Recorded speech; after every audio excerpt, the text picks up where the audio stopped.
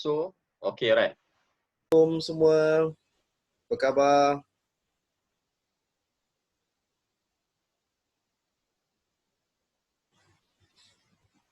Pagi yang ceria, suasana yang berbeza, perasaan yang berbeza.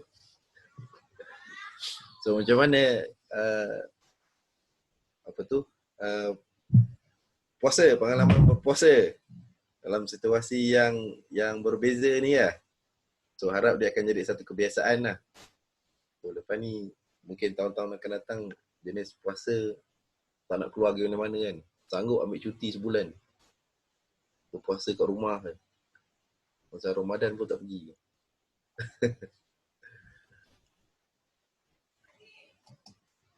Okay.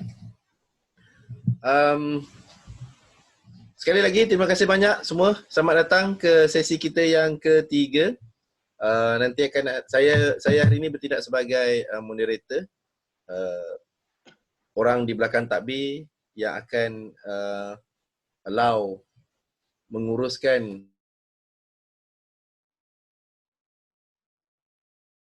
dan sesi kita yang ketiga akan disampaikan oleh Dr.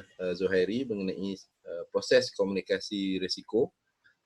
Teruskan aktif tuan-tuan dan puan-puan, saudara-saudari di dalam chat room yang ada. Apa saja yang anda ingin nyatakan, sebarang persoalan, bertanya khabar mengenai rakan-rakan, boleh aktifkan di dalam chat room kita ni . Dan nanti kita akan kalau ada persoalan mungkin kita akan gunakan kesempatan tu untuk tanya Dr. Zul ataupun mana-mana rakan-rakan yang boleh bantu untuk kita nak jawab dan juga beri maklum balas nanti . Okey. Seterusnya saya serahkan kepada Dr. Zul. Silakan Dr. Zul. Terima kasih Dr. Afizal.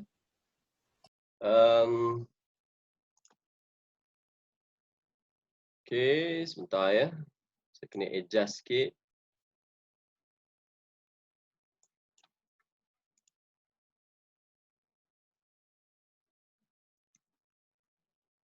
Okey, alhamdulillah.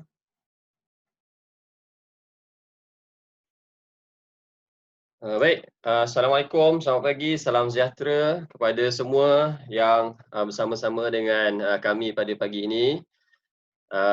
Saya harap semua masih dalam keadaan yang bersemangat lah, walaupun kita dapat berita, dapat makluman semasa oleh Yang Amat Berhormat Perdana Menteri kita bahawa perintah kawalan perkhidmatan dilanjutkan lagi . Jadi ini sesuatu yang sangat-sangat ujian yang sangat besar lah bagi kebanyakan dalam kalangan kita. Saya percaya kebanyakan daripada kita memang berdepan situasi yang sangat sukar. Bukan sahaja kita, kadang-kadang situasi itu juga memberi kesan kepada keluarga kita. Apapun saya doakan semua dapat bertabah dan terus bersabarlah, kerana apa yang kita buat ni adalah untuk collective cause. Kita nakkan manfaat dan juga kebaikan kepada semua lah. Sebab kalau kita reflect semula pun, sekiranya movement control order ini, perintah kawalan pergerakan ini ditamatkan sekalipun pada 28 April, tidak ada jaminan yang kita akan bekerja seperti biasa dalam sektor ekopelancongan. Kalaupun kita buka perniagaan kita seperti biasa, tetapi pelanggan-pelanggan belum tentu boleh datang, boleh hadir, boleh mengikuti, pergi melancong, masuk ke hutan, pergi nak buat snorkeling ke, pergi homestay, bercuti, nak kenduri, memang dah tak ada. Jadi mungkin ada hikmah lah di sebalik pelanjutan ni, yang mana kita kena usaha cari dan cuba dapatkan apa kebaikan yang boleh kita manfaatkan lah dalam masa ni. Saya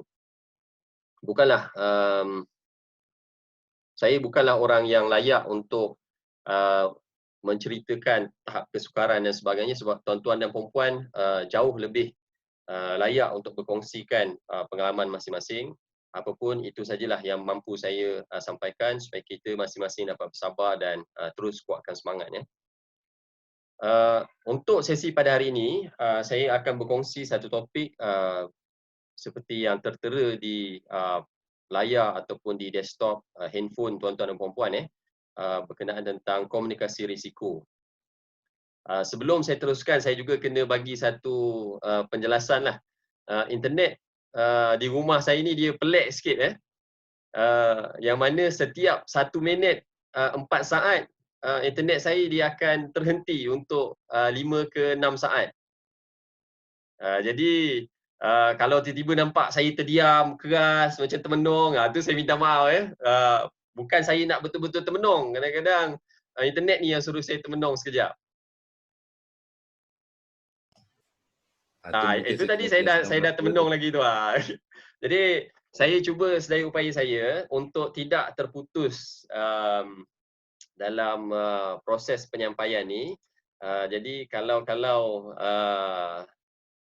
ada terlepas tu mohon ingatkan saya lah tuan moderator supaya saya dapat kalau isi-isi penting jadi saya dapat saya ulang semula lah Jadi berkenaan topik pada hari ini saya akan cuba mengolah berkongsi topik persepsi risiko dan juga komunikasi risiko yang mana ia adalah satu aspek pengurusan risiko yang kebiasaannya diambil mudah oleh kebanyakan orang berbanding aspek-aspek pengurusan risiko yang lain.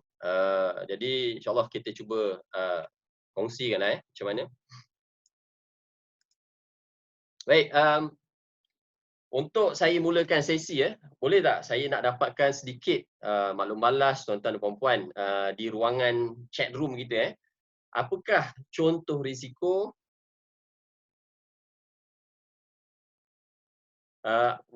mungkin tuan-tuan dan puan-puan boleh berkongsi di chat room apakah contoh risiko yang mungkin berlaku sepanjang tuan-tuan dan puan-puan terlibat dalam sektor ekopelancongan sama ada sebagai pemandu pelancong, pemilik homestay dan sebagainya. Jadi boleh tinggalkan maklum balas di bahagian chat. Saya akan cuba tengok macam mana apa yang maklum balas yang ada Okey, apa bentuk contoh risiko? Adakah equipment failure, alright. Terima kasih. Ada contoh-contoh lain lagi ke? Kena gigit dengan haiwan, okey. Alright. Dan dia tidak semestinya terhad kepada aktiviti masuk ke hutan Cuaca, binatang, manusia, injuries, partisipan sakit. Okey. Kalau ada pemilik homestay ataupun orang yang mengendalikan catering dan sebagainya pun boleh barang kena curi. Okey, interesting. Drowning. Ada lagi ke yang lain? Kalau dapat saya tengok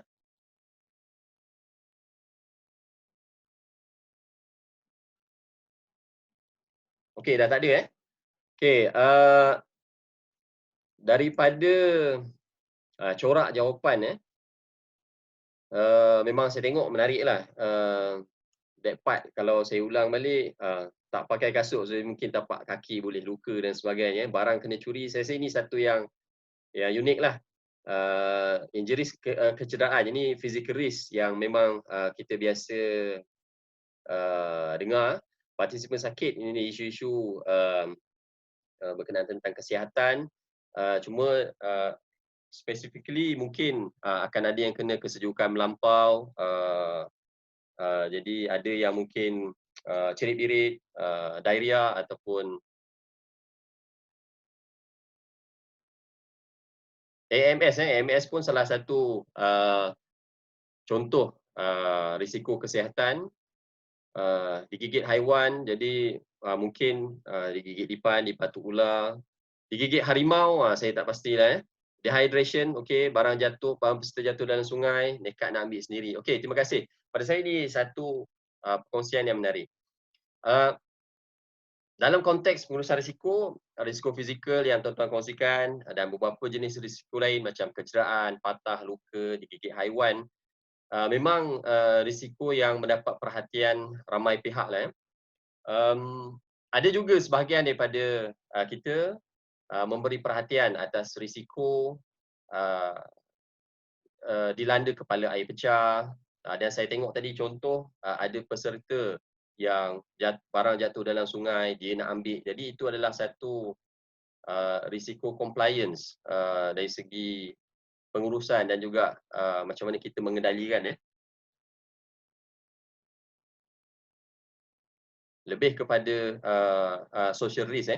Jadi memang ada kepelbagaian jenis risiko dan kita sebagai penggiat pemain utama dalam industri ekopelancongan, kebanyakan daripada kita memang well aware ataupun jelas sedia maklum tentang kepelbagaian jenis risiko ini.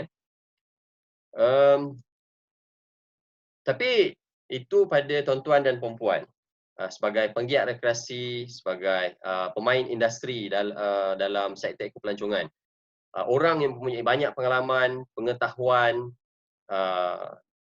dan sebagainya lah dalam aktiviti ekopelancongan maupun rekreasi. Bahkan rekreasi luar, aktiviti ekopelancongan ni dah jadi macam orang kata apa, minum petang tuan-tuan dan puan-puan lah. Tak menjadi masalah pun. Bila diminta untuk senaraikan, okey, apa kemungkinan yang boleh berlaku, mudah bagi tuan-tuan dan puan-puan. Tapi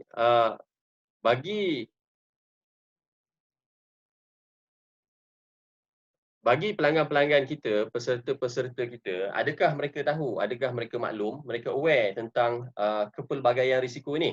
Ya. Ada sebahagian orang awam, mereka hanya menitik beratkan beberapa jenis risiko saja. Mungkin kerana kurang pengalaman. Ya. Sebagai contoh, sesetengah individu ataupun kumpulan pendaki amatur mungkin hanya mengambil berat risiko tersesat. Ya. Sejuk, MS, ataupun terseliur. Sebab memang ini antara risiko yang sinonim dan sering mereka dengar apabila pergi mendaki. Tapi mereka mungkin terlepas pandang beberapa risiko lain. Disebabkan ada kepelbagaian jenis risiko dan setiap risiko tu ada tahap-tahap yang berbeza. Jadi sebagai orang yang kurang pendedahan, kurang pengalaman, mungkin mereka terlepas pandang beberapa jenis risiko seperti jangkitan kuman, makanan tercemar,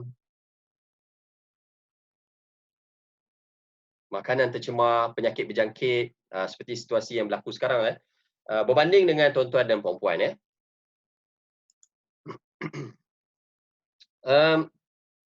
Bahkan dah ada banyak kajian pun yang membuktikan bahawa dalam normal circumstances, kebanyakan orang awam mereka terlebih meletakkan nilai bahaya untuk satu-satu jenis risiko. Sebagai contoh, orang awam secara amnya mereka merasakan risiko ancaman pengganas, terorisme adalah lebih tinggi berbanding dengan kanser. Okay? Pada pakar pula mereka berpandangan kanser ni sebenarnya adalah jauh lebih berbahaya daripada terorisme. Selain daripada contoh yang saya berikan, ada banyak lagi contoh-contoh yang lain yang dah pun dibuktikan menerusi kajian-kajian saintifik lah. Sebagai contoh, perbezaan penilaian tahap risiko antara orang awam dan pakar dalam membandingkan risiko merokok dan juga risiko aktiviti nuklear, risiko memandu kenderaan dan juga risiko dipanah kilat. Jadi memang dari segi perbandingan ni dah memang banyak dibuktikan dalam kajian saintifik. Dalam konteks aktiviti rekreasi ekopelancongan, masih tak banyak kajian dibuat, tetapi kita boleh membuat beberapa andaian lah. Kebanyakan isu yang diperdebatkan, yang banyak orang letakkan nilai risiko yang tinggi, seperti dipatuk ular berbisa, digigit harimau. Walaupun kemungkinan kita dipatuk ular ataupun digigit harimau ni jauh lebih rendah dari kemungkinan kita digigit lipan ataupun terdedah dengan pencemaran makanan ataupun air yang tercemar. Jadi mengapa ini berlaku? Mengapa situasi ini berlaku? Yes, leptospirosis, leech most annoying. Jadi saya tengok digigit nyamuk malaria. Jadi mengapa berlaku perbezaan pandangan antara orang awam dan juga pakar, salah satu penjelasan yang boleh diberi tentang perbezaan penilaian risiko dan juga kesedaran tentang risiko ni adalah pembentukan persepsi risiko kita. Individu orang awam kebiasaannya kita membentuk satu persepsi yang dipengaruhi oleh satu emosi. Okay? Emosi bimbang. Dalam bahasa Inggeris kita sebut dread ataupun anxiety. Dipanah kilat, dipatuk ular, digigit harimau, dia memang akan menimbulkan satu kebimbangan yang besar, kerisauan yang tinggi kerana jenis kemalangan ni kalau berlaku memang luar biasa. Berbanding dengan misap rokok atau pencemaran makanan, kita rasa benda tu dalam kawalan kita. Jadi cuba kalau kita bayangkan, mungkin kita masuk trekking dalam hutan, tersempat harimau. Apa kita nak buat? Kita tak mampu nak buat apa. Nak lari ke, nak melompat ke, nak tersenyum ke, memang kita tak boleh buat apa-apa. Kalau kita terserempak ular, kita punya adrenaline rush tu memang akan mendidih. Mereka memang akan mendidih naik. Jadi kita tak mampu buat apa dan kadang-kadang tidak dalam kebanyakan masa tindakan kita itu adalah automatik. Jadi berbanding dengan memandu kenderaan, merokok, kadang itu pilihan kita buat. Jadi kita rasa hari ni aku nak isap banyak sikit rokok. Hari ni aku nak memandu laju perlahan. Jadi kita rasa benda tu dalam kawalan kita yang menyebabkan kita tidak merasa risau. Berbanding dengan pakar seperti tuan-tuan dan puan-puan dalam industri ekopelancongan ataupun pakar dalam apa jua bidang, kita ada calculated risk. Bagi pakar, mereka akan melihat bigger picture dalam satu dunia ataupun dalam satu kawasan, apa jenis kemalangan yang berlaku dan seberapa kerap kemalangan itu berlaku. Daripada situ, pakar akan membuat satu penilaian, okey, risiko ini adalah lebih tinggi untuk berlaku. Kemalangan ini adalah lebih kerap berlaku dan perlu diberi perhatian. Disebabkan itu berlaku perbezaan persepsi risiko antara orang awam dan juga pakar. Dan juga perbezaan risiko ni pun dalam kalangan orang awam pun ada juga fokus dia yang berbeza. Ada orang yang hanya lebih menekankan personal risk perception, iaitu risiko atas diri dia sahaja. Okay. Ada orang pula dia lebih menekankan societal risk perception, iaitu pada dia benda yang mula-mula datang dalam fikiran dia adalah risiko terhadap jiran dia, masyarakat dia, alam sekitar, haiwan ternakan dia, pokok-pokok, tumbuhan, dunia secara amnya. Jadi ada orang fokus kepada diri dia dan keluarga terdekat sahaja. Ada orang dia agak besar. Ini antara perbandingan yang boleh, penjelasan yang boleh kita berikanlah dari segi saintifik. Cuma sekarang persoalannya, setiap orang ada beza-beza pandangan terhadap punca-punca risiko dan apa yang patut dititik beratkan. So what? Dalam situasi kita sekarang, apa yang patut kita buat? Jadi begini tuan-tuan dan puan-puan. Perbezaan perhatian di antara orang awam dan juga pakar, sama ada secara personal ataupun societal dalam persepsi risiko kita, dia sedikit sebanyak akan mempengaruhi perilaku kita. Bagi customer kita, jika mereka kurang menitik beratkan sesuatu jenis risiko, saya bagi satu contoh, kalau mereka ni lebih titik beratkan risiko tersesat ataupun AMS, kan? Jadi mungkin mereka kurang bersedia tentang aspek-aspek kebersihan, kan? Sedangkan mereka duk fikir pasal AMS, pasal takut kena orang kata apa, dan kita apa, masalah pernafasan dan sebagainya. Tapi sebenarnya nak naik Gunung Nuang saja, yang mana kemungkinan berlaku AMS tu memang hampir tiada. Lainlah kalau kita nak naik Everest ataupun Kinabalu. Jadi itu memang kita patut ambil berat risiko AMS. Jadi sebagai orang awam yang kurang maklum dan kurang arif, mungkin mereka akan menyebabkan mereka kurang bersedia secara sepenuhnya dalam sesuatu aktiviti rekreasi maupun ekopelancongan. Jadi tanggungjawab tuan-tuan dan puan-puan lah untuk memastikan mereka ini bersedia. Ya, dalam konteks masa sebagai penggiat rekreasi luar ataupun pemain industri ekopelancongan, adalah menjadi peranan kita untuk memastikan pelanggan kita mempunyai maklumat yang cukup untuk melindungi diri mereka, melindungi pelanggan-pelanggan lain, diri kita sendiri, melindungi industri dan masyarakat sekeliling dari risiko jangkitan COVID-19. Um, the role of industrial players in ecotourism sector, peranan pemain industri dalam sektor ekopelancongan. Suka untuk saya ketengahkanlah. Uh, Baru-baru ni pada 21 April yang lepas, Ketua Pengarah KKM, Dr. Noor Hisham ada menyatakan 6 kriteria utama sebelum MCO ataupun PKP ini boleh ditamatkan. Jadi saya nampak ada dua komponen yang sangat besar di sini yang mana mungkin sangat bersangkut paut dengan kita. Yang pertama, bagaimana hendak instill in Malaysian minds tentang new norms. Yang kedua, keperluan untuk bekerjasama semua komuniti bekerjasama dengan autoriti setempat untuk membantu mengelakkan ataupun mengurangkan sebaran COVID-19. Untuk poin yang kedua ni, Ketua Pengarah KKM menyatakan komuniti awam, tapi saya lihat ia boleh dikembangkan juga kepada semua jenis entiti termasuklah kumpulan pemandu pelancong dan juga pemain-pemain industri pelancongan. Untuk kriteria yang pertama di sini, jelas bahawa pemandu pelancong boleh dan hendaklah menjadi salah satu ejen pencetus, orang kata. Kita ni jadi trigger. Tuan-tuan dan puan-puan menjadi trigger pencetus yang dapat menggalakkan norma baru dalam kalangan masyarakat kita. Bagaimana? Kita akan bincangkan selepas ini. Untuk kriteria kedua, peranan kita, yalah, orang kata kita ni dalam sektor ekonomi, services dan sebagainya. Dan ada orang kata kita ni inessential punya sektor. Tapi sebenarnya kita pun boleh bertindak sebagai frontliners yang dapat membantu negara melawan COVID-19 pasca PKP nanti.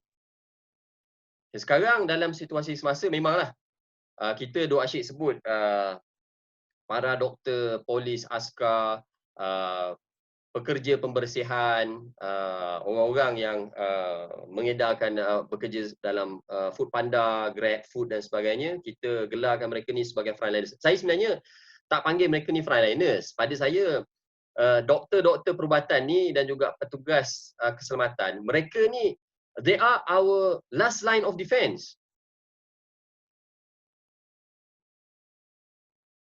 They are our last line of defense. Sekiranya sesuatu berlaku pada mereka, habis dah kita ni. Tak ada siapa nak rawat COVID-19 lah untuk kita kan. Jadi sebenarnya frontliners tu orang lain. Okay, kita berbalik pada perbincangan kita. Kita pun boleh bertindak sebagai frontliners.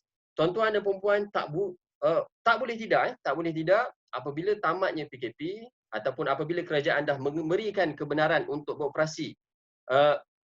Sebelum bertindak, sekarang dah kena menyediakan satu garis panduan khusus bagaimana untuk beroperasi selepas ini. Operators di pulau-pulau, nak bawa orang naik gunung, pemilik homestay, nak bawa orang pergi diving, sebagainya. Kita kena ada SOP. Selama ni memang dah ada SOP. Tetapi in the new norm, in the new circumstances, it requires new action. Kita kena expandkan lagi dengan garis panduan kita dengan mengambil kira faktor-faktor COVID-19. Kita kena kembangkan lagi kita punya kita kena kembangkan lagi garis panduan kita dengan mengambil kira faktor-faktor COVID-19. Dalam surat ini, ya, mungkin ada setengah orang dah mungkin terbayang, kita akan discuss macam mana nak buat SOP, okey. Suka untuk saya tegaskan yang saya tak berhasrat dan saya bukanlah, I'm not in a position untuk membentuk satu SOP yang khusus. So memang dah jelas, SOP yang khusus hanya akan disediakan oleh Majlis Keselamatan Negara dengan bantuan Kementerian Kesihatan Malaysia. Mereka mempunyai data yang menyeluruh. Jadi kalau saya nak kemukakan dekat peringkat makro, peringkat nasional ataupun sesiapa rakan-rakan saya, kita takut bercanggah dengan data semasa.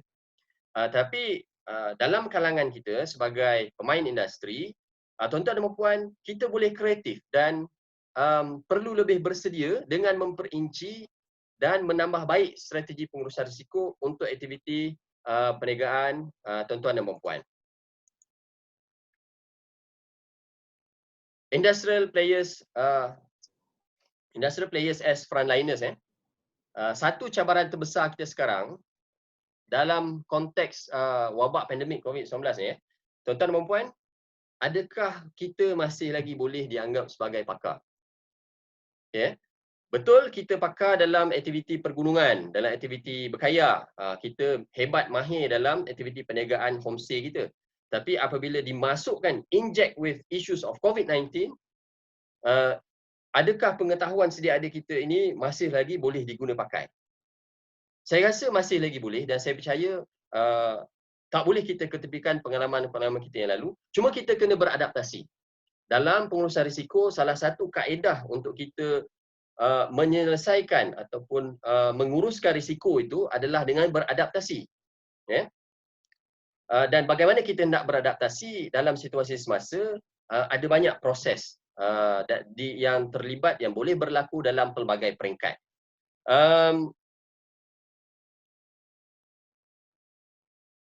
Sekarang ni memang luar biasalah. Sebab apa? Bagaimana kita nak beroperasi sedangkan PKP telah menghentikan kita punya rantaian permintaan, supply chain dalam aktiviti ekopelancongan.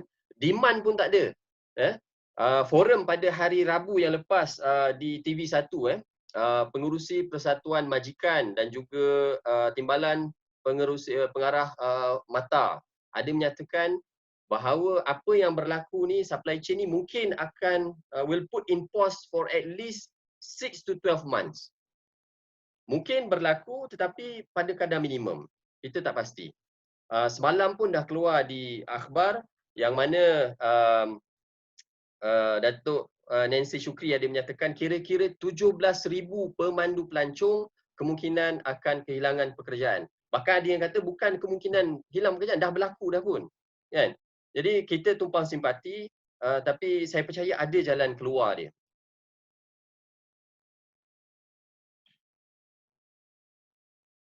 Kerajaan buat masa ni saya tengok ada menjadikan beberapa garis panduan, aktiviti ataupun program webinar atas talian yang mana diharapkan dapat membantu semua penggiat-penggiat pemain industri meningkatkan kemahiran mereka.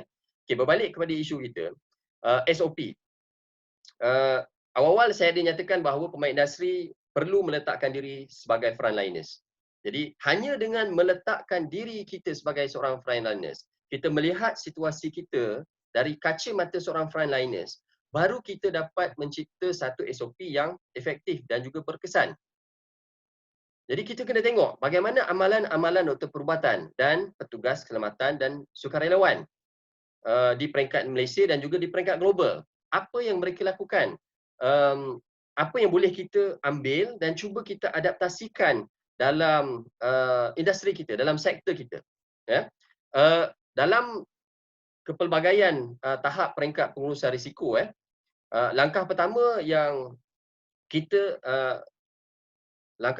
mungkin tuan-tuan dan puan-puan boleh rancang untuk lakukan, sebagai contoh, sekarang ramai orang duk sebut pasal contact tracing dan sebagainya. Jadi mungkin kita boleh adaptasikan contact tracing dalam kita punya amalan operasi. Tapi tidaklah 100% contact tracing. Sebab apa? Tidak ada keperluan 100% untuk kita buat 100% seperti mana Kementerian Kesihatan ataupun polis dan sebagainya. Tetapi kalau kita berbalik kepada teori persepsi risiko yang saya terangkan pada tadi, yang mana persepsi kita ini boleh mempengaruhi perilaku dan juga tindakan kita. Mungkin tuan-tuan dan puan-puan boleh ataupun perlu membuat penilaian risiko dalam kalangan bakal pelanggan tuan-tuan dan puan-puan. Mungkin boleh mengumpul maklumat sebelum mereka pergi membuat visit. Contoh, sebelum mereka nak buat tempahan homestay. Jadi sebelum nak tempah homestay, kita buat satu online form. Jadi mungkin sebelum mereka nak datang pergi ke homestay tuan-tuan dan puan-puan, nak buat tempahan, kita mungkin ada extra information yang perlu mereka serahkan. Maklumat-maklumat pengumpulan maklumat dan pengendalian komunikasi risiko secara berkesan ini diharapkan dapat membantu kita untuk mencapai peranan kita, memenuhi peranan kita sebagai frontliners. Dia tidak ada SOP khusus lagi. Saya rasa mungkin masih lagi dalam proses perbincangan di peringkat kementerian yang berkenaan bagaimana industri sektor ekopelancongan ini dapat beroperasi selepas ini. Tetapi tak salah untuk kita bertindak lebih awal. Setidak-tidaknya kita bersedia in mind. Macam mana kita nak beroperasi, bertindak selepas ini. Dan bagaimana kita nak buat, mungkin kita boleh rujuk beberapa pelan tindakan sedia ada. Dan kita improvise. Kita kena cuba cari bahan rujukan yang sesuai. Again, seperti saya nyatakan, kita tak boleh ambil bulat-bulat pelan tindakan ataupun mana-mana SOP yang dikeluarkan. Sebagai contoh, saya ada rujuk COVID-19 Preparedness and Response dari segi komunikasi risiko dikeluarkan oleh WHO. Jadi, action plan ini, panduan ini dikeluarkan khusus untuk petugas kesihatan. Jadi, aplikasinya mungkin tidak 100% sesuai untuk kita, tapi kita boleh ubah sesuai supaya ia bersesuaian. Dalam garis panduan COVID-19 dikeluarkan oleh WHO ini, dia ada 7 peringkat. Jadi bila saya dah tengok ada 2 peringkat yang mana mungkin bersesuaian dengan kita, dan mungkin boleh kita manfaatkan. Oh, minta maaf. Okay. Sebagai contoh, new norms through risk communication.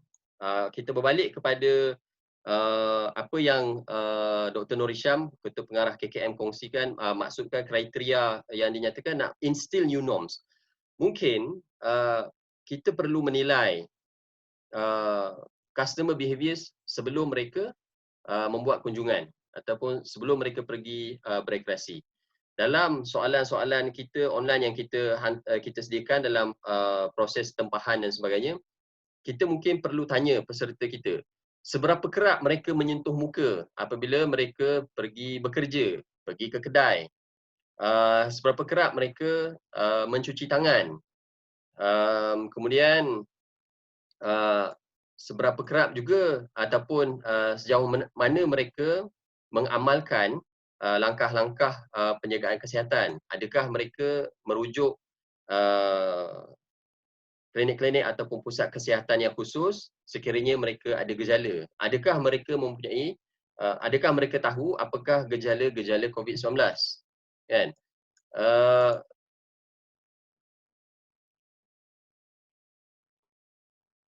Kalau kata kita membuat pengumpulan perilaku risiko ni, risk behavior ni, mungkin kita dapat membuat penilaian.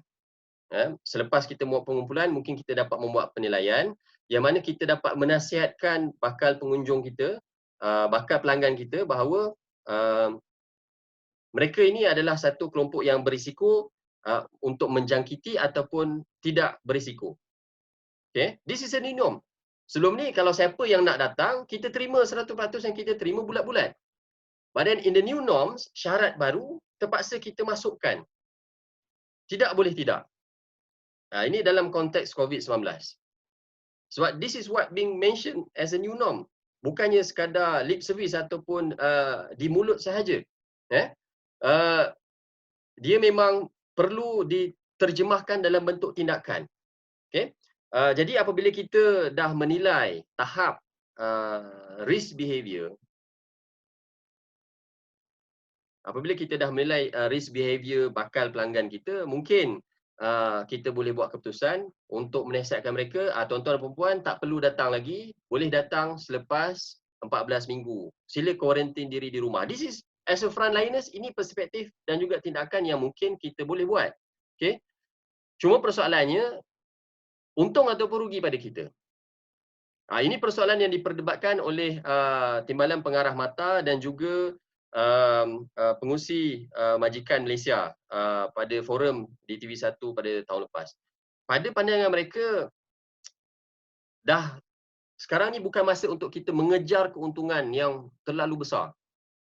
Yang penting kita ada pekerjaan, ada pendapatan dan boleh kita teruskan kehidupan dengan baik. Tapi bukanlah dengan kemewahan dan sebagainya.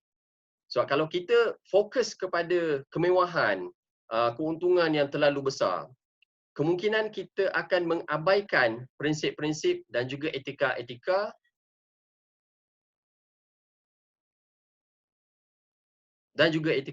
sebagai frontliners. Jadi ini boleh mendedahkan diri kita dan juga perniagaan kita, industri ekopelancongan ini kepada ancaman COVID-19. Ya. Uh, tak boleh tidak, this is the new norms. Inilah yang dimaksudkan oleh Ketua Pengarah Kementerian Kesihatan Malaysia. Kemudian information sharing and holistic engagement. Maklumat yang kita kumpulkan, mungkin dah tiba masa kalau selama ni kita dapat maklumat ataupun kita ada terima tempahan daripada bakal pelanggan, kita simpan seorang-seorang. Sebab apa, kita orang berniaga kan, dalam kalangan kita berniaga. Jadi mungkin kita ambil kira faktor persaingan dan sebagainya. Jadi mungkin sekarang untuk mengurangkan risiko COVID-19, mengurangkan penularan wabak, mungkin kita perlu berkongsi maklumat-maklumat tertentu. Mungkin kita perlu berkongsi maklumat-maklumat tertentu yang mana dengan pesaing kita. Jadi dengan cara itu barulah orang di sekeliling kita dapat memanfaatkan maklumat tu dengan lebih baik. Sebab dalam industri ekopelancongan ni supply chain dia sangat panjang tuan-tuan. Kita punya orang yang nak pergi melancong daripada rumah, bila dia keluar dia akan singgah stesen minyak, makan tengah hari akan singgah kedai makan, kemudian dia akan sampai dekat sebelum dia sampai kat destinasi dia akan beli pula jajan-jajan, kalau dia nak singgah rumah saudara ataupun rumah kawan, dan lepas tu bila dia sampai dekat destinasi dia nak tengok dulu sekeliling, dia mungkin jumpa orang tertentu dan sebagainya sebelum dia betul-betul pergi mengikuti satu-satu aktiviti. Nak buat bird watching ke, snorkeling ke dan sebagainya, rantaian tu sangat panjang. Jadi kalau hanya kita sahaja ada maklumat bahawa pelanggan kita ini berisiko,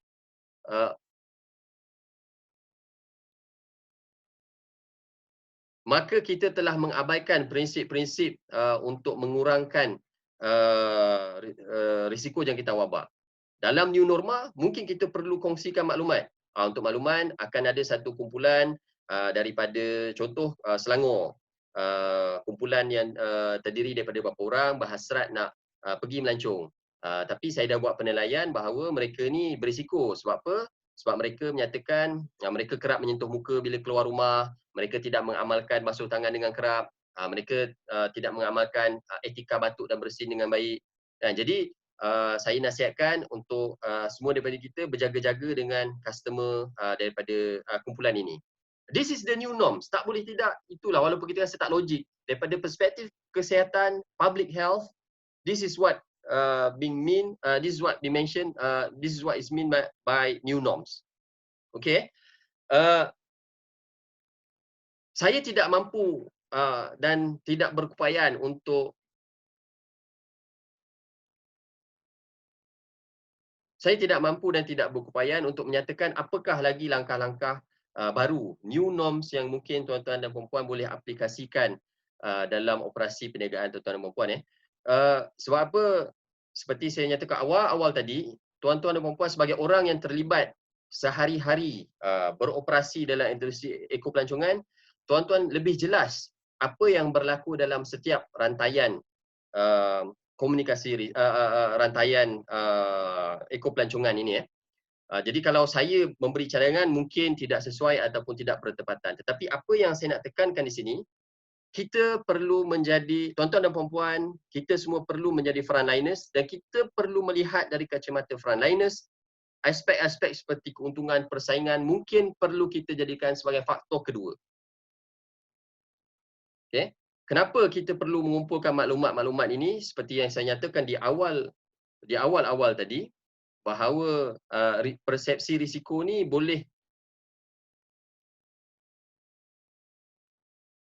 persepsi risiko boleh mempengaruhi perilaku. Jadi dengan memahami persepsi mereka dan juga perilaku mereka, kita dapat membuat satu jangkaan ataupun prediction bagaimana mereka akan bertindak pula bagaimana pula perilaku mereka apabila pergi melancong. Okey, saya harap apa yang dikongsikan itu jelaslah. Berkenaan tentang peranan kita, bagaimana kita boleh bertindak sebagai frontliners. Dan suka juga untuk saya tekankan di sini uh, norma baharu ni dia tidak boleh hanya memberi perhatian kepada COVID-19 sahaja. Okay? Untuk kita menggambarkan dan benar-benar mengamalkan tahap profesionalism yang tinggi, kita kena meningkatkan standard dan profesionalism kita. Tuan-tuan dan puan-puan dan masyarakat kita secara amnya perlu lebih sedar tentang ancaman pelbagai penyakit.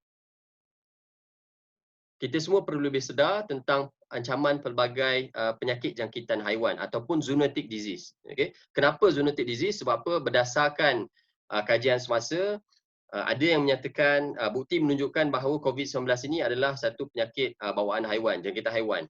Datang daripada kelawar, pergi ke pangolin, Malayan pangolin dan kemudian menjangkiti manusia.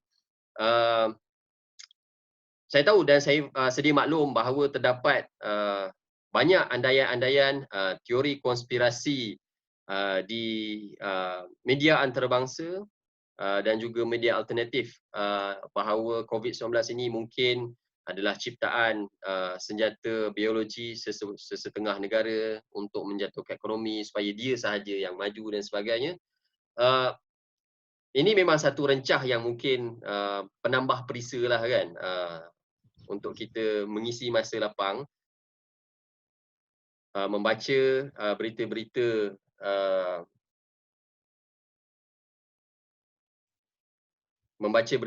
sedemikian. Saya tak kata benda tu salah, cuma buktinya masih lagi tidak ada. Bukti sekarang memang menunjukkan bahawa COVID-19 adalah penyakit bawaan haiwan dan dia tidak dicipta di makmal. How things will evolve in the future kita tak tahu. Tambah pula kalau kata kita nak kata COVID-19 ni adalah penyakit ciptaan senjata biologi, mungkin kita dah tak boleh simbang pasal ekopelancongan dah, kita kena sembang pasal geopolitik pula kan. Jadi saya rasa eloklah kalau kita fokus pada the facts. Kita merujuk fakta dan kita kena rujuk saluran yang betul. Saluran yang betul di mana? Saya dah tengok laman web KKM, maklumat sangat banyak. Dan juga di laman web World Health Organization WHO, maklumat sangat banyak. Jadi eloklah kalau kita merujuk sumber maklumat ataupun sumber capaian maklumat yang tepat untuk kita mendapatkan fakta yang sebenar. Baik, berbalik kepada isu new norms ni.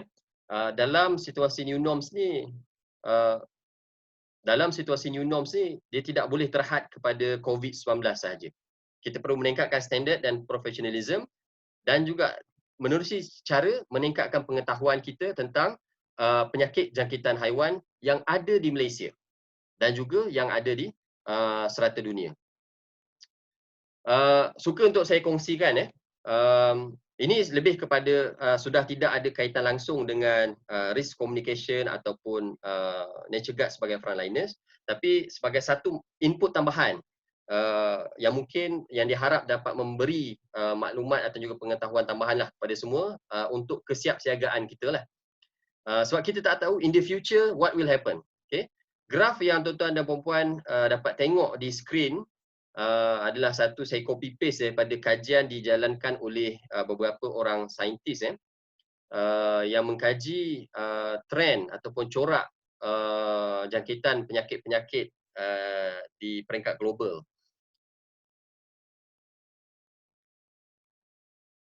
Jadi graf ini dia menunjukkan insiden penyebaran penyakit zoonotik untuk setiap 10 tahun daripada tahun 1940 sehingga tahun 2000 di seluruh dunia.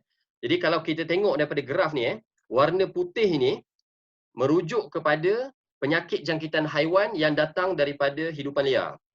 Okay, yang berwarna merah ni adalah penyakit jangkitan haiwan datang daripada haiwan-haiwan ternakan macam ayam, poultry, lembu, kuda dan sebagainya. Dan warna oranye ni adalah yang tak dapat dikenal pasti dia punya punca dia. Warna hitam ni adalah yang bukan penyakit jangkitan haiwan. Jadi kalau kita tengok daripada graf ni, konsisten penyakit jangkitan haiwan bawaan yang dibawa oleh hidupan liar konsisten ada secara konsistennya dia tertinggi setiap dekad. Setiap dekad memang kita akan tengok insiden sebaran penyakit zoonotik daripada wildlife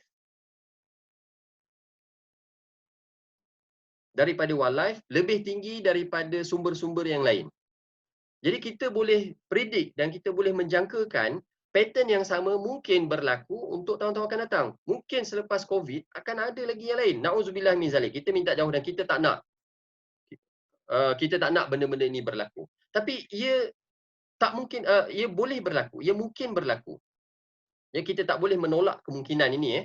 Macam kajian ni pun dibuat sehingga tahun 2000. Sekarang dah 2020. Pada tahun 1998, Malaysia menempa nama di persada dunia. Sebab kita produce Nipah virus. Bukan kita produce. It happened accidentally. Ya. Tetapi kalau kita tengok kenapa ia berlaku apabila kawasan ternakan terlalu dekat dengan pinggir hutan. Kawasan hutan semakin dijarah, semakin ditebang. Dan orang buat penternakan macam-macam haiwan dan sebagainya. Jadi kelawar yang ada seekor kelawar yang sakit, sisa najis dia terjatuh dekat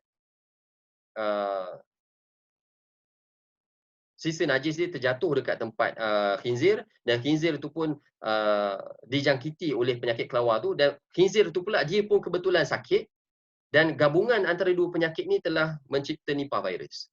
Sama juga seperti SARS dan juga MERS-CoV pada tahun 2003 dan 2015 sebelum-sebelum ni. Ini satu insiden yang luar biasa dalam sejarah dunia moden. Dan sekarang duka citanya kita sedang berdepan dengan COVID-19. Kita tak tahu, mungkin pada tahun 2025 akan keluar penyakit baru kerana tindakan kita. Kita tak pasti. Jadi sebagai frontliners, tuan-tuan dan puan-puan, mereka yang bekerja, tuan-tuan dan puan-puan yang bekerja dalam industri ekopelancongan, the new frontliners, the new norms, mungkin kita perlu menekankan pendidikan ataupun maklumat seperti ini. Baik, kalau di Malaysia, kalau kita cuba tengok di Malaysia, ada kira-kira 51. Kalau kita tengok di Malaysia, ada kira-kira 51 patogen zoonotik. Yang mana 16 daripada virus, 19 bakteria dan 16 parasit. Yang mana 51 patogen ini kemungkinan dibawa oleh 16 hidupan liar, 16 spesies hidupan liar. Yang mana penyakit-penyakit ini dia boleh memberi ancaman kesihatan yang sangat besar kepada kita. Wild boar, wild deer, squirrels, civets, fruit bats, porcupines, monkeys. Jadi daripada ini saya dapat maklumat ni daripada kajian yang dinyatakan di bahagian atas tu. Dan dalam kajian ini juga menyatakan bahawa semua penyakit-penyakit ini, 51 patogen zoonotik ini, dia boleh menjangkiti manusia menerusi pelbagai bentuk aktiviti. Sebagai contohnya, pendedahan kita dengan orang kata apa, jumlah binatang yang banyak.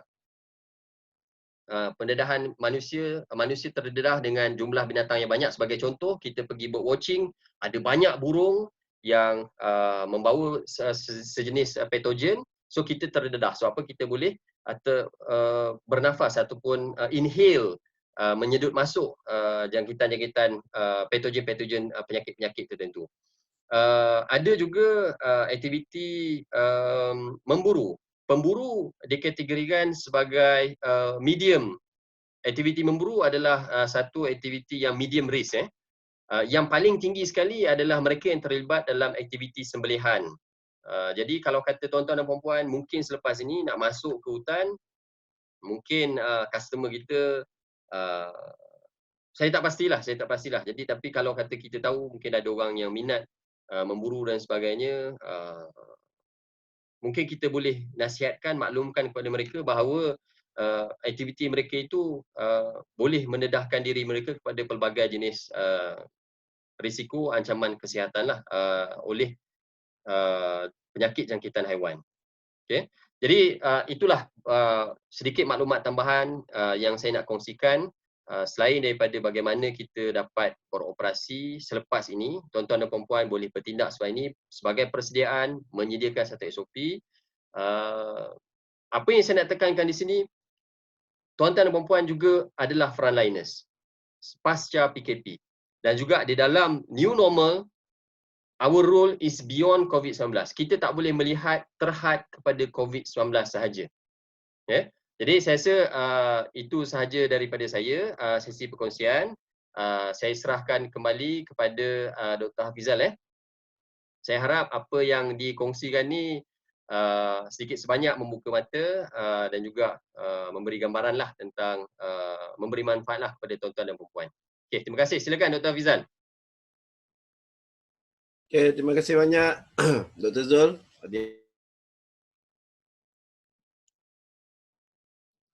Pertama sekali, saya begitu kagumlah dengan Dr. Zuhairi.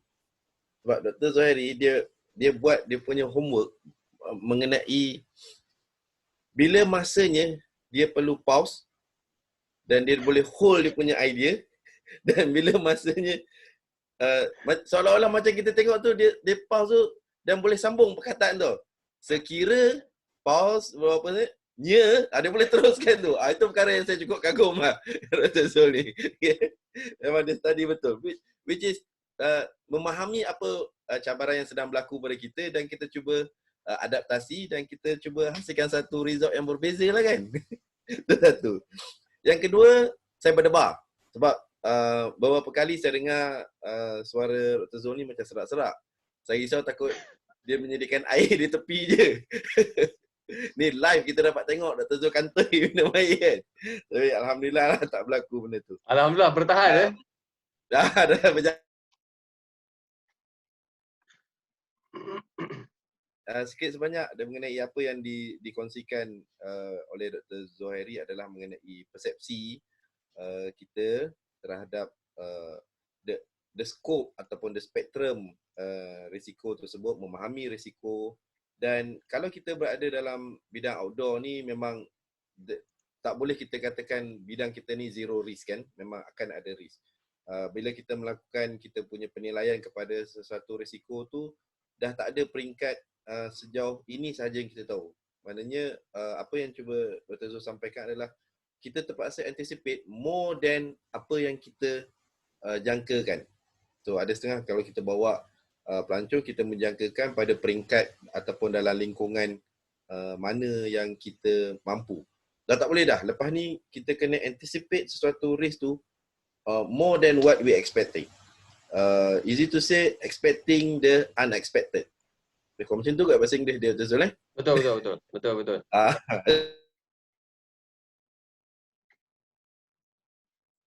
Dan pasti sumber yang ada, Dr. Zul banyak berikan beberapa contoh sumber dan gunakan rujukan itu untuk beradaptasi. Memang setakat ni tidak ada satu bahan rujukan yang khusus untuk kita ni. Dalam bidang kita ni memang tak ada lagi. Tapi adalah satu bentuk fundamental untuk kita gunakan dan kita adaptasi. Okay, for the future sake kita ni. Okay, kita ada tempoh masa lagi, beberapa minit lagi. Saya buka untuk sekiranya ada rakan-rakan, saudara-saudari, tuan-tuan dan puan ingin bertanyakan soalan, komen. Boleh tanya dalam chat ataupun boleh unmute yourself dan kenalkan diri dan bolehlah beri maklum balas ataupun persoalan. Kita buka ruang tersebut. Siapa yang berminat? Assalamualaikum. Waalaikumsalam. Silakan. Saya nak tanya soalan yang saya dah tanya kat chat lah. So, Okey.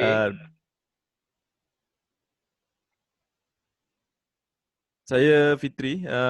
Saya tanya tentang ada saintis yang meramalkan kehujanan manusia ke dalam hutan pasca COVID. Dan Encik Khairul pun ada support statement ni. Oleh kerana lama dia proses kita dikurung ni, jadi orang dia dah jadi kehausan terhadap alam sekitar. Jadi kita risau sekarang ni kita tengok banyak wildlife duk keluar dan kita seronoklah tengok dengan influx of wildlife ni kan. Tapi kita risau bila yalah kerakusan manusia ni, bila dah MCO ni dah diangkat, sama macam kalau kita tengok kat China tiba-tiba beratus berjuta orang nak pergi masuk mana tak tahu. Tapi macam tu lah dia punya idea dia. I rasa kita risaukan kesan yang sebegini. Jadi saya rasa apa peranan kita sebagai public ke, sebagai nature guide ke dalam hal ini, kalau boleh Dr. kupaskan. Terima kasih. Okey, terima kasih. Terima kasih Fitri. Saya ingat ini satu persoalan yang memang kita semua sedia maklum dan kita pun boleh menjangkakan. Dr. Hafizal pun ada ulas sebelum ni berkenaan tentang apa yang berlaku di China. Kemudian ada juga komen dalam sesi sebelum ni yang mana benda tu berlaku sebab masuk percuma dan sebagainya. Saya ingat dalam situasi kita nak menerima pelancong-pelancong yang kemungkinannya gersang lah saya kata yang dah lama tahan, kehausan dan sebagainya, tak boleh tidak mungkin inilah masanya untuk kita mengamalkan konsep carrying capacity ataupun limit of acceptable change. Jadi istilah-istilah ni mungkin familiar bagi orang-orang yang biasa mengikuti kursus-kursus ekopelancongan, nature guide. Carrying capacity ni merujuk kepada satu jumlah yang sesuatu tempat tu boleh tampung pada satu-satu masa. Kalau lebih daripada jumlah yang dinasihatkan ataupun yang disyorkan oleh pakar-pakar tertentu, mungkin akan menyebabkan sumber di tempat itu akan terjejas. Jadi kalau kita cuba aplikasikan istilah ataupun konsep carrying capacity untuk satu-satu lokasi ekopelancongan, kita boleh perketatkan lagi dan rendahkan lagi kadar carrying capacity. Jadi pada contoh kalau sebelum ni kita benarkan 50 orang, carrying capacity mungkin 40 orang, kan? Tapi kita benarkan sampai 50 because of profit. Tapi dalam keadaan semasa mungkin kita boleh ambil ataupun kita perlu ambil 25 sahaja. Jadi ini mungkin yang perlu kita buatlah sebagai, atau yang mungkin tuan-tuan dan puan-puan boleh buatlah sebagai nature guide. Saya tahu ini satu realiti yang pahit untuk ditelan sebab kita terpaksa menolak profit. Tapi percayalah pada saya, kalau kita menitik beratkan keuntungan,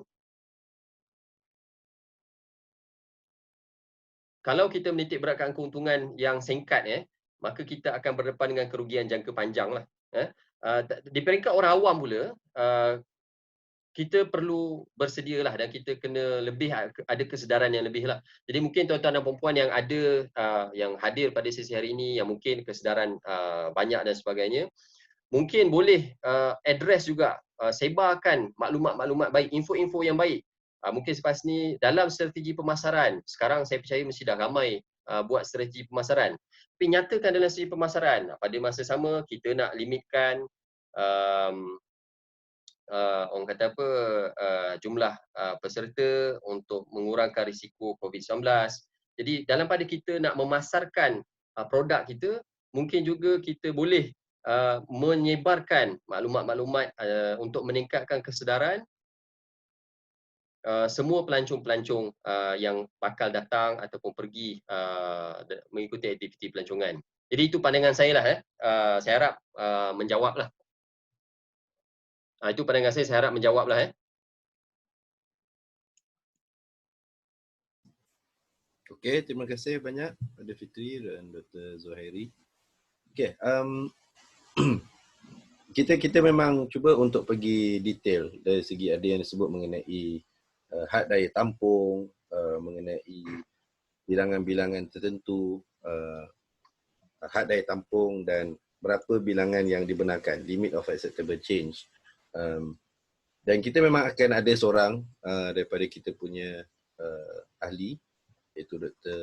Samsul Nahar ataupun Dr. John yang akan berkongsikan nanti. So nanti saya akan take note dan saya akan maklumkan kepada Dr. John nanti untuk olah lebih lanjut sikit mengenai hal berkaitan tentang had daya tampung ni dan juga tahap kebenaran pada segi bilangan ataupun kuantiti ataupun kualiti yang kita benarkan. Okey, seterusnya kalau ada yang lain.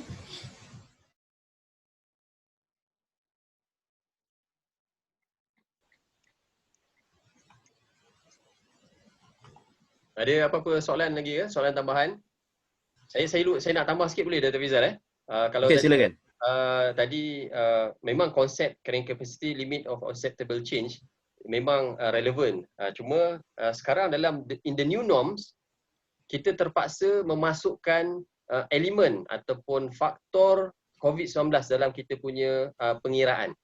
Jadi mungkin Dr. John sebagai pakar dalam bidang ni selepas ni mungkin kajian dia dah nak kena tambah lah kan.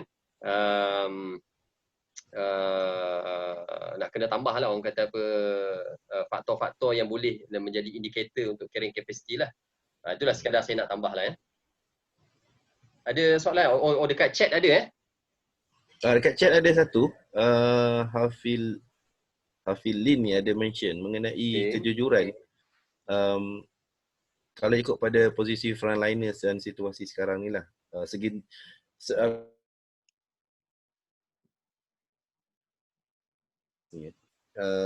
maknanya aspek kejujuran turut mengambil kira dari segi potensi risiko yang berlaku sama ada kepada guide as a frontliner ataupun kepada pelancong ataupun pengguna lain yang berada di sekelilingnya.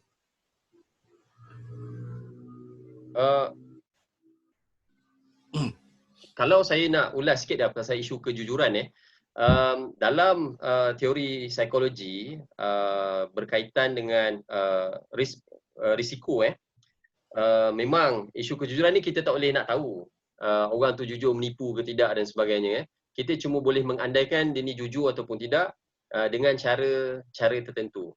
Kita bukan malaikat kita bukan malaikat yang rokib dan atik di sebelah kiri dan kanan kita mencatat apa yang kita buat sehari-harian tapi di dalam internet dan sebagainya saintis telah mewujudkan banyak instrumen ataupun soal selidik untuk mengukur orang ini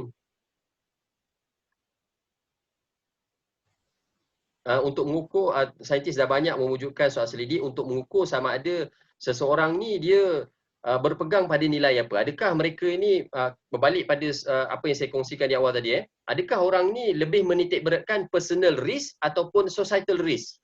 Okay, ada soal selidik yang direka untuk mengukur benda ini. Bahkan ada juga soal selidik yang dibuat untuk mengukur tahap nilai-nilai, kita punya nilai murni yang kita pegang. Adakah kita ini mementingkan, adakah kita ini bersifat ego ataupun adakah kita ini bersifat intrinsik ataupun lebih holistik bermasyarakat.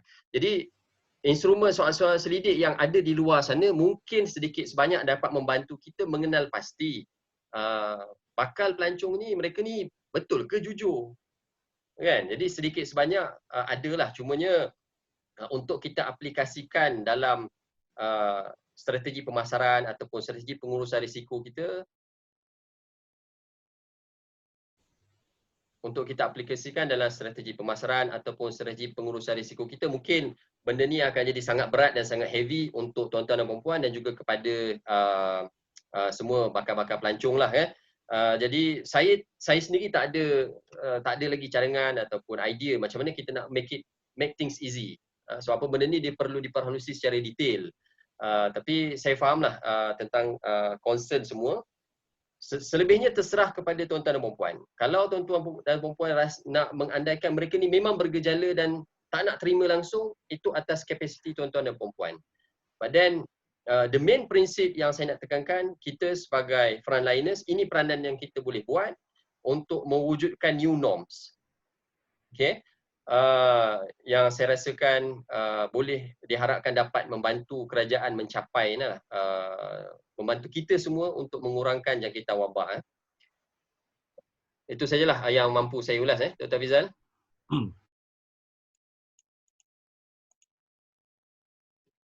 Ada ada potensi berlaku tak mengenai ada potensi berlaku human wildlife conflict pada pasca PKP nanti?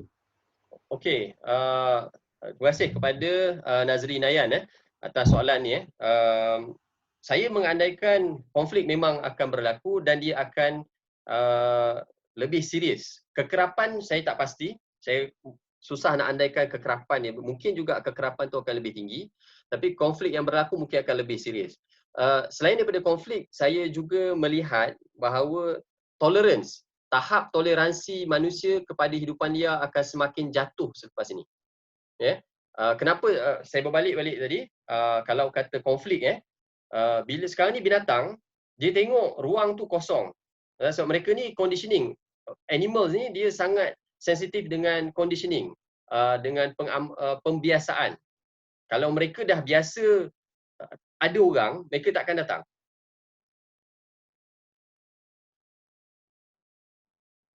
Kalau mereka dah biasa ada orang, mereka tak akan datang. Ataupun kalau mereka dah biasa diberi makanan, mereka akan tunggu dekat situ dan akan menadah tangan. Mereka dah di-condition untuk bertindak berdasarkan pattern-pattern perangai manusia ni. Jadi sekarang, mereka dah tengok, oi dah lama ni tak ada nampak mamat ni kan. Jadi, bolehlah aku masuk kat tempat tu. Kan? Boleh aku masuk kat tempat tu. Ataupun, lama dia tunggu tak ada pula orang datang cari makanan.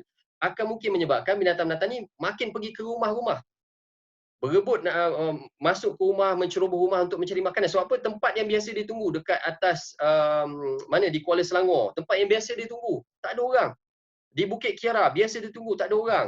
Dekat kampus-kampus di UKM, di banyak-banyak tempat yang mana pinggir bandar, pinggir hutan, memang banyak tempat kera-kera menunggu dan sebagainya.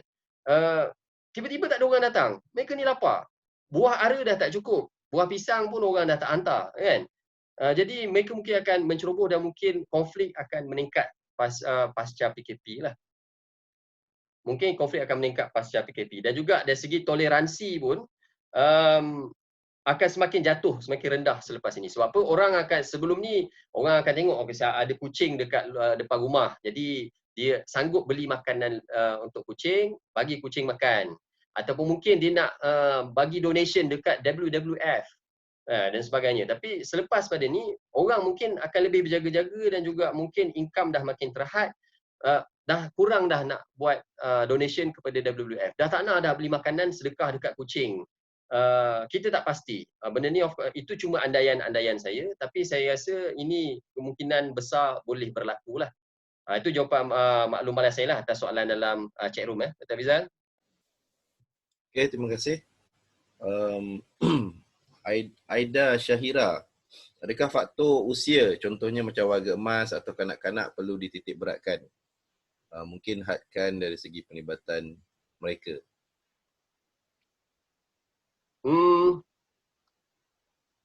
Mengenai pelibatan dari segi dua kumpulan ni. Saya rasa memang perlu diambil kira.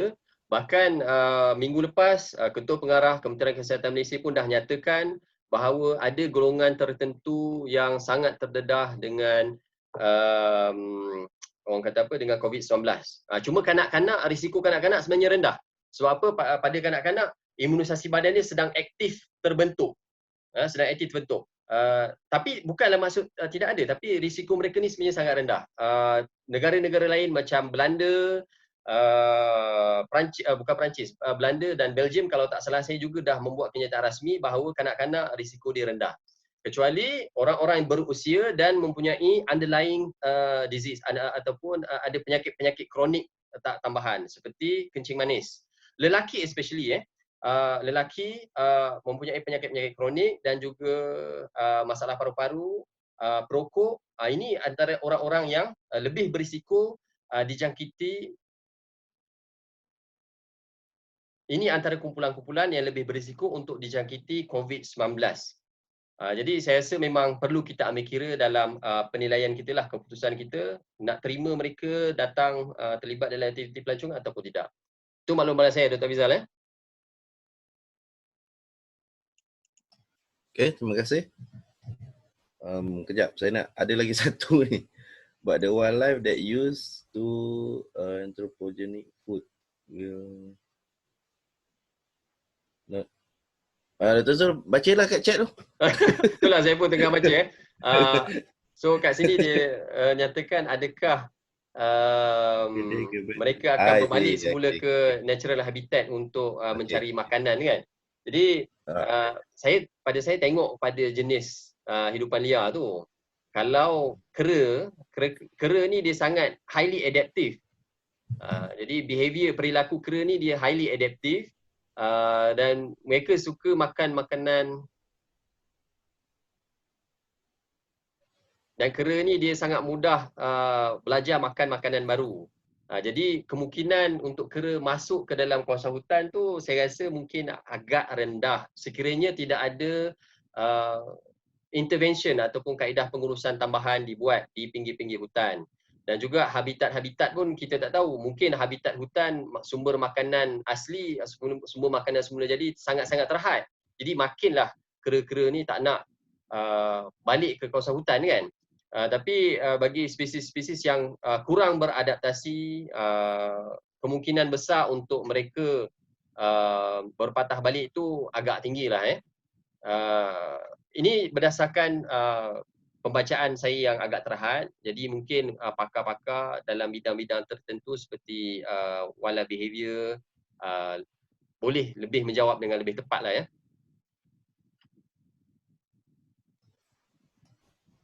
Okey.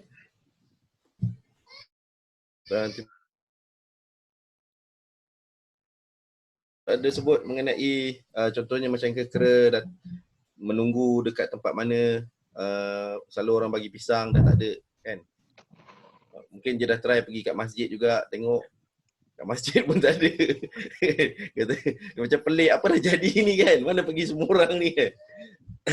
Okey, saya fikir mungkin ini saja ruangan masa yang kita ada.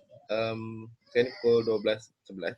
Memanglah nak yang mana yang nak pergi bersiap makan tengah hari, nak pergi bungkus ke apa ke kan. Kita tahu dalam ni, adakah kesesuaian untuk menghadkan pelancong masuk selepas wabak ini perlu diberi penekanan. Okey. Mungkin kita ambil last daripada Hafili ni. Ya Dr. Zul. Okey, ada soalan last Ya. Okey, kalau saya tengok dekat chat di sini banyak perkara tak ada jangka adakah sesuai untuk menghadkan pelancong masuk selepas wabak ini perlu diberi penekanan. Kalau kita tanya individu, setiap orang akan ada jawapan masing-masing. Pada pandangan saya memang kita perlu hadkan, tetapi apapun yang berhak dan lebih relevan untuk buat keputusan adalah pihak kerajaan sesebuah negara. That's why kalau kita tengok China dah open dia punya domestic tourism industry sebab dia nak menggalakkan semula aktiviti ekonomi. Jadi dari perspektif ekonomi mungkin kerajaan terpaksa buka tapi akan menghadkan. Kita tak tahu. Itu adalah atas hak dan juga kapasiti kerajaan. Di peringkat kita apa yang kita boleh buat adalah persediaan kita. Contoh kalau kerajaan, sebelum ni kerajaan dah kata, sebagai contoh boleh buka kedai gunting rambut. Tapi peniaga kedai gunting rambut pun tak nak terima pelanggan. Okey, jadi dekat sini kita dah nampak, kita boleh tengok bahawa kerajaan berhak, kerajaan yang akan menentukan satu garis panduan garis hukum, tetapi tuan-tuan dan puan-puan sendiri juga boleh membuat syarat tambahan ataupun mengutarakan pandangan tambahan sekiranya dirasakan perlu. Itu pandangan saya, Dr. Fizal. Terima kasih. Saya masih dalam keadaan kagum tengok Dr. Zul boleh kontrol dia punya lag dia. Macam mana dia boleh buat tu? Saya rasa mungkin dia ada timing tu kat depan komputer dia. Memang saya kagum betul lah kat mana ni. Okey, tuan-tuan dan puan, saya fikir mungkin setakat ini saja sesi perkongsian kita. Saya faham mungkin ada setengah yang kata kamu lah teruskan lagi. Kita bukan tak nak teruskan. Bagi kita adalah cukup sekadar kita open up some spectrum, the horizon. So selebihnya anda yang dive, turun mendalami sesuatu benda tu. Okay. So sekarang ni kita buka the platform, the foundation. So gunakan masa yang ada ni dive lebih dalam lagi maklumat-maklumat yang anda nak tahu lebih lanjut. Okay. Cuma kesempatan ni saya gunakan, bolehlah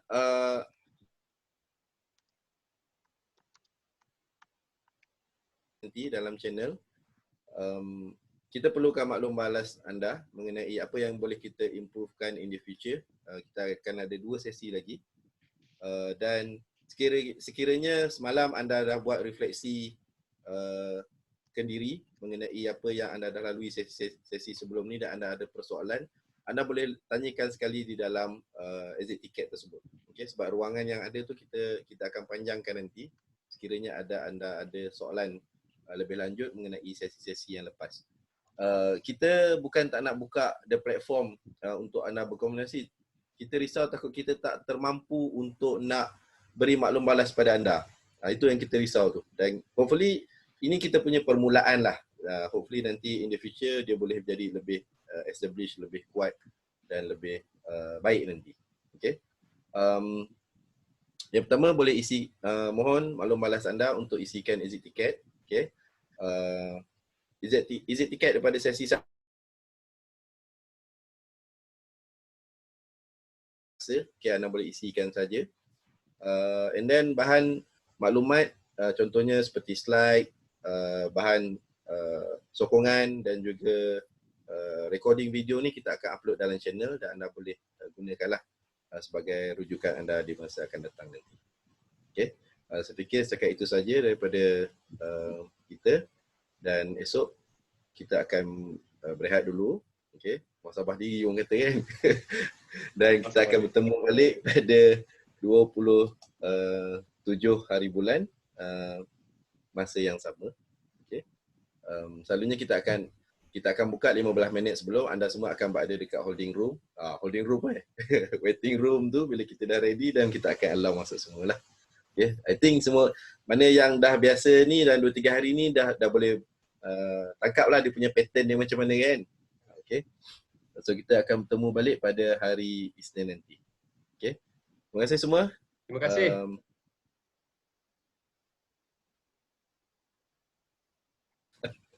Okay, kita jumpa lagi ya.